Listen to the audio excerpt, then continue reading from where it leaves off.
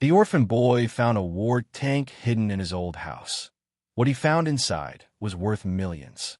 Have you ever returned to a place that once held everything you loved, only to find it empty and cold? Sometimes the hardest journey isn't the miles we travel, but the steps we take back into our own past. If this story touches your heart, please like this video and help us reach 1,000 subscribers. Your support means the world. The house stood alone at the end of a dirt road, swallowed by snow and silence. It had been 12 years since anyone called it home. 12 years since the boy, now 17, had been taken away by social services, his small hands clutching a photograph of his mother and a wooden toy soldier his father had carved.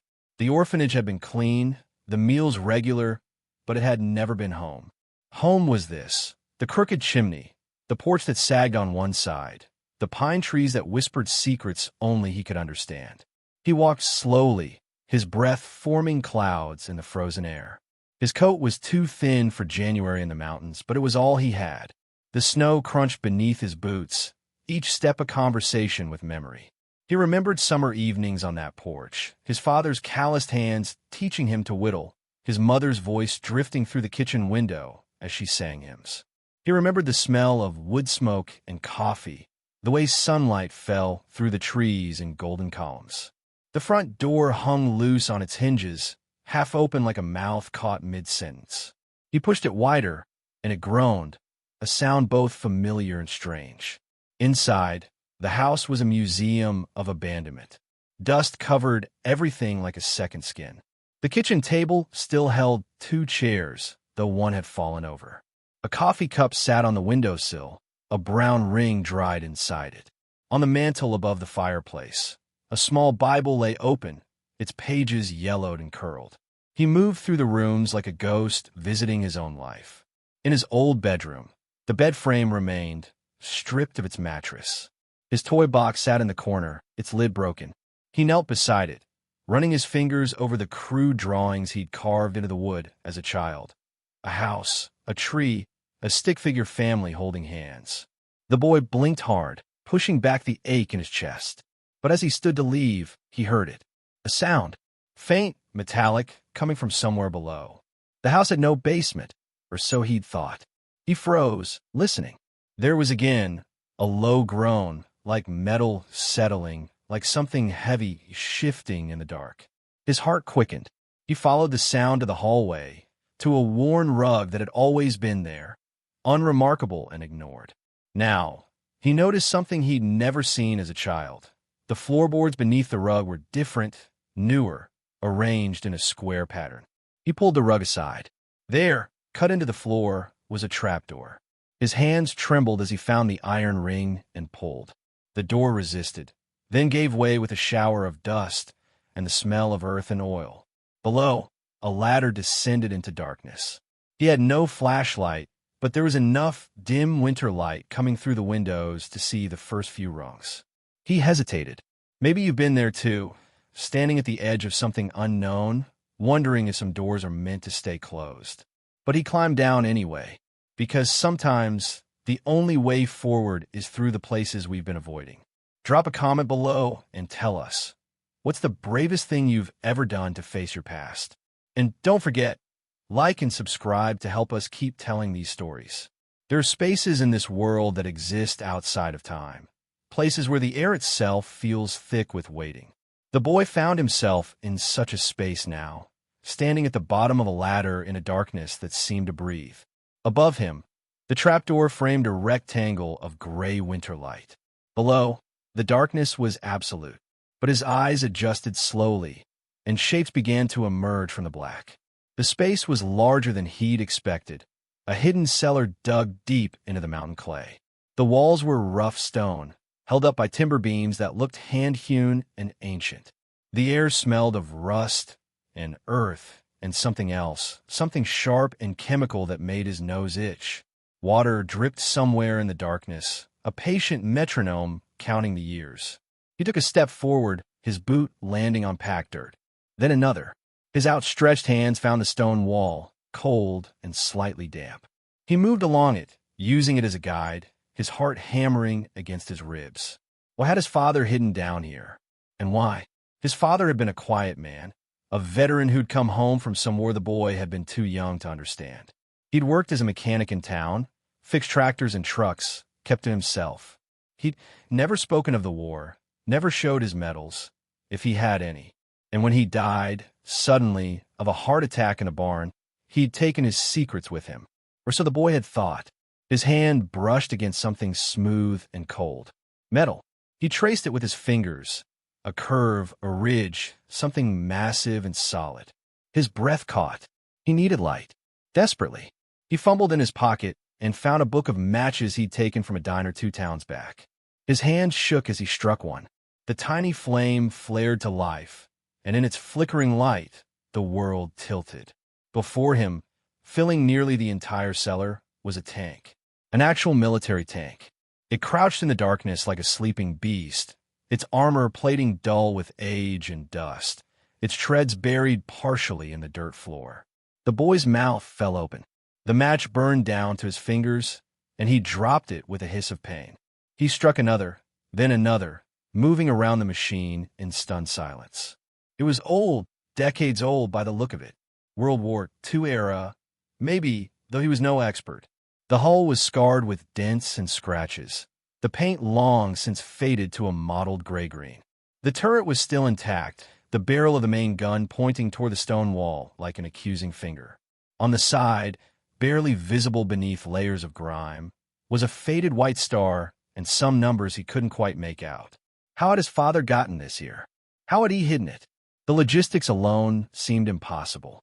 The boy's mind raced. This was military property, surely. Stolen? Salvaged? Was his father a thief? A hoarder? Or something else entirely? Something the boy had never known? He struck his last match and held it high, and in that brief flare of light he saw something else. The tank's hatch was partially open. Not much, just a few inches, but enough to suggest that someone had been inside, and recently. Or at least, more recently than the tank had been buried here. The match died, and darkness swallowed him again. But now he knew. Whatever secrets his father had kept, whatever truths had been locked away, they were inside that tank. And he was going to find them. What would you do if you discovered something like this in your family's past? Comment your city and state below, and let's keep this conversation going. Don't forget to like if you're as hooked as we are.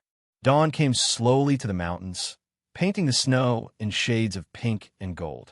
The boy emerged from the cellar filthy and exhausted, his mind spinning with questions that had no answers. He'd spent the night above ground, wrapped in an old tarp he'd found in the barn, trying to make sense of what he'd discovered. Sleep had been impossible.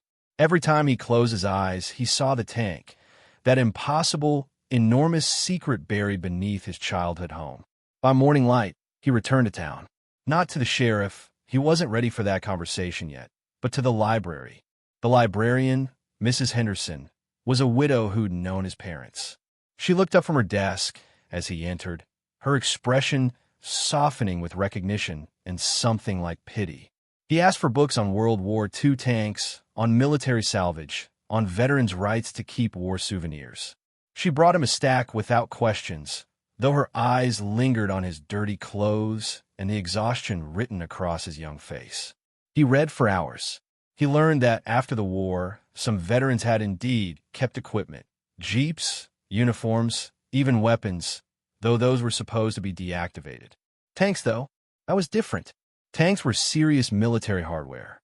The government tracked them, accounted for them. If his father had one, it meant something significant. Either he'd been given special permission, or he'd taken something he shouldn't have. Or, and this was the thought that made the boy's stomach clench, maybe his father had been involved in something during the war that required this level of secrecy. He found a photograph in one of the books that matched his tank almost exactly, an M4 Sherman, the workhorse of the American armored divisions in Europe. Tens of thousands had been built. After the war, most were scrapped, sold to allies, or left to rust in military boneyards. But some had disappeared. Some had found their way into private collections, into scrap yards, into the hands of men who couldn't let go of the war. As afternoon light began to fade, the boy made his decision. He would go back. He would open that hatch fully. He would go inside.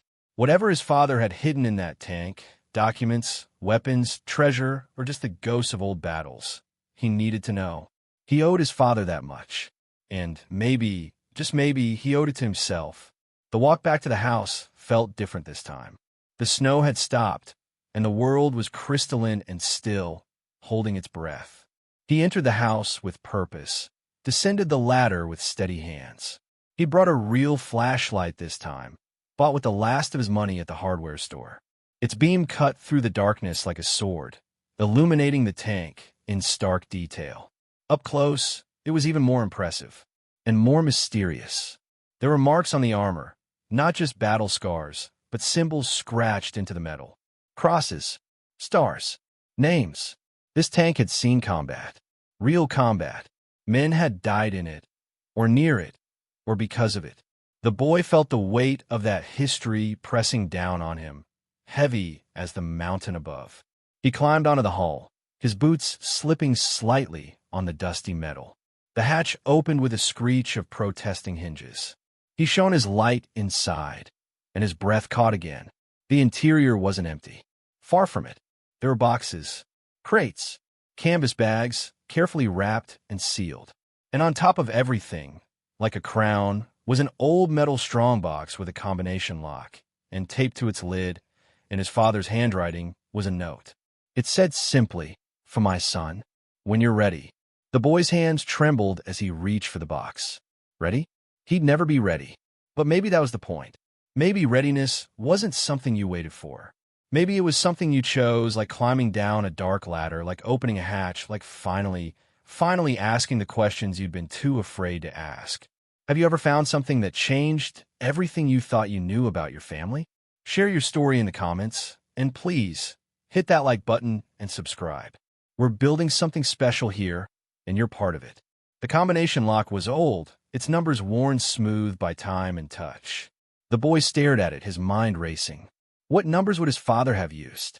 A birthday? An anniversary? Something from the war? He tried his own birthday first, 03-15. Nothing. His mother's, 11-22. The lock didn't budge. He sat back on his heels inside the cramped tank interior, the flashlight propped against a canvas bag, its beam creating strange shadows on the curved metal walls. Think. What mattered to his father? What had he held sacred? The boy closed his eyes, reaching back through memory. His father's quiet voice at bedtime, reading from the small Bible. His favorite verse, the one he always returned to, John 3:16. The boy's fingers moved almost without conscious thought. 3-16. Click. The lock opened. Inside the strongbox, wrapped in oilcloth, were papers.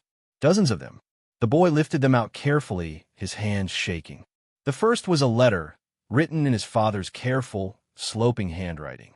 "My dear son," it began, and the boy had to stop, had to breathe, had to remind himself that his father had been dead for 12 years, and letters couldn't bring him back. But they could bring answers. He read on. The letter told a story the boy had never known. His father hadn't just been a veteran. He'd been a tank commander, leading men through France and Germany in the final year of the war. This tank, this very machine, had been his. They'd called it Guardian Angel, and painted a small angel on the turret, long since worn away. In the chaos of war's end, in a bombed-out German town, his father's unit had discovered something. A cache.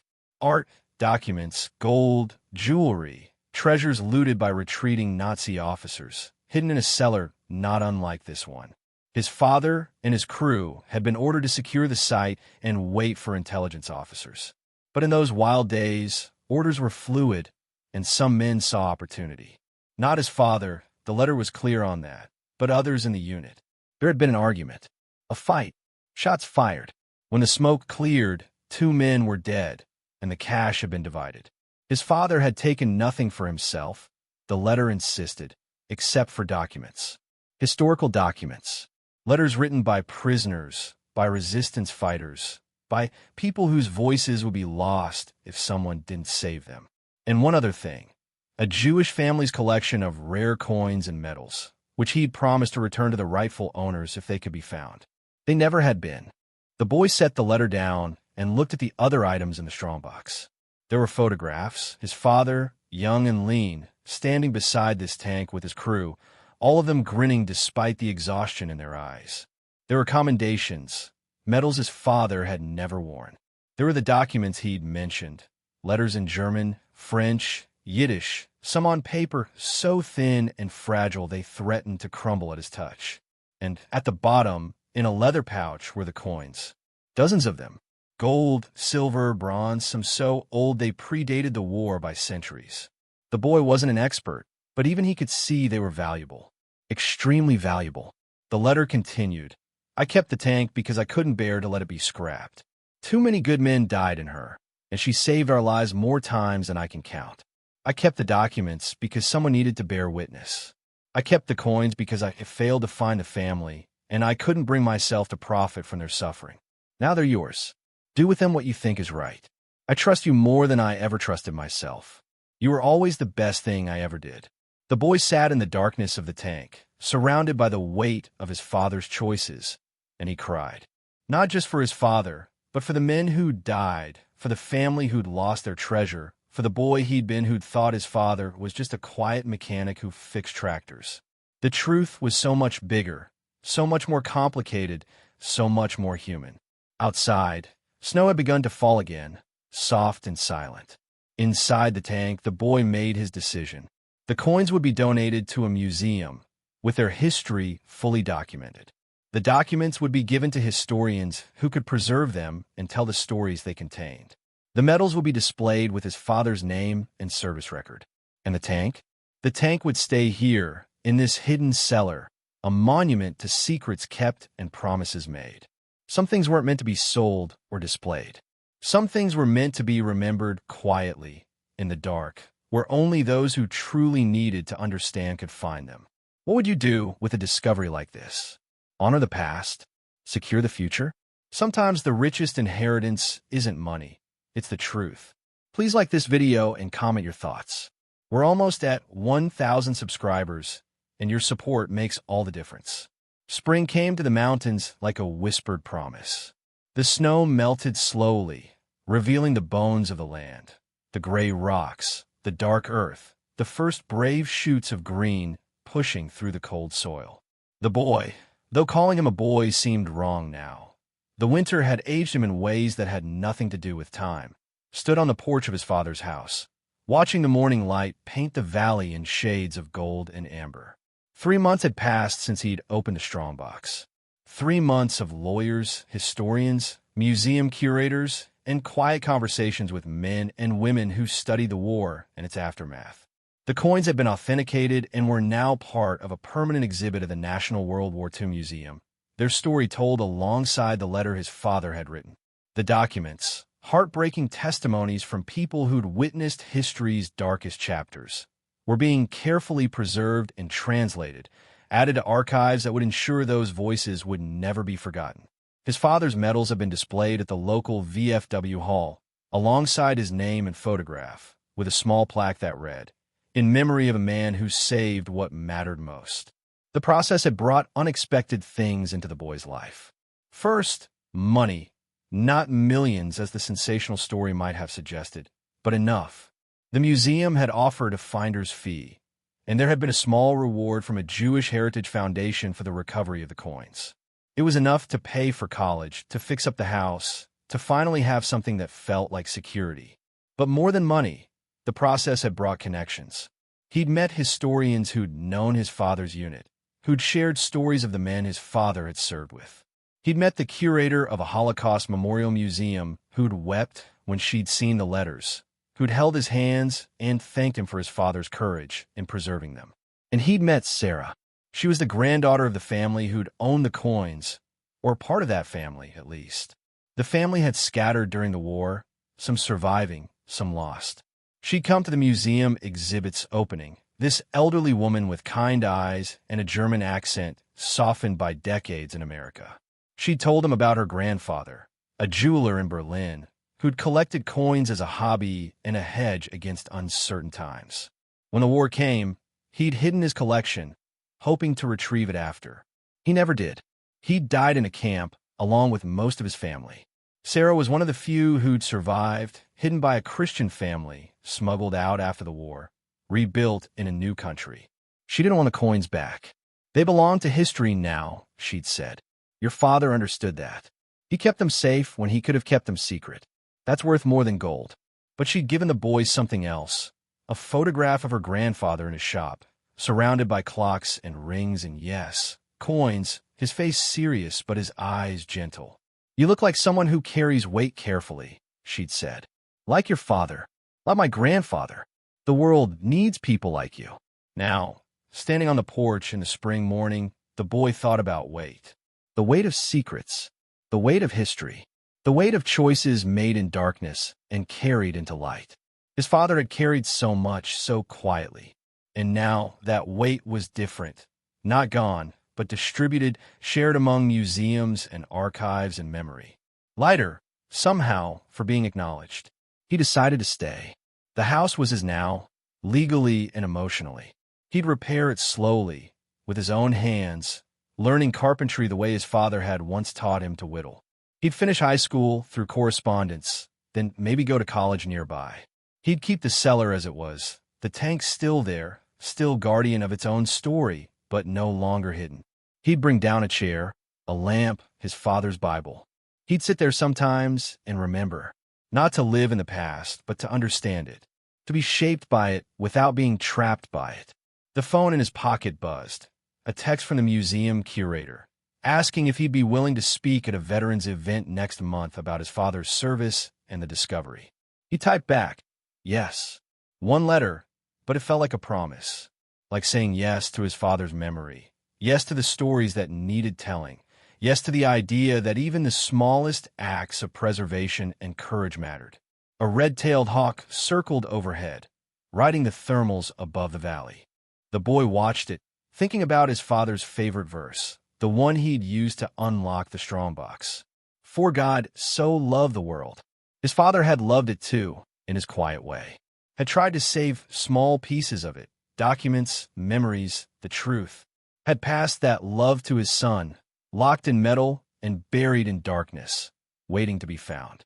Maybe that's what inheritance really was. Not money or land or things, but the passing of purpose from one generation to the next. The whispered instruction to care, to preserve, to bear witness, to choose hope even when the world was cold and the night was long. His father had done that. And now, standing in the spring light with the valley spread before him and the weight of fortune, the real fortune, settling into his bones, the boy understood that he would do it too. The house stood solid behind him. The tank rested quiet below. The world turned, patient and vast, full of stories yet to be discovered, yet to be told. And he was ready. Thank you for walking this journey with us. If this story moved you, please hit that like button, subscribe to our channel, and help us reach 1,000 subscribers. Drop a comment with your city and state, and tell us, what inheritance beyond money has shaped who you are today? Until next time, may you find the courage to face your past and the wisdom to honor it.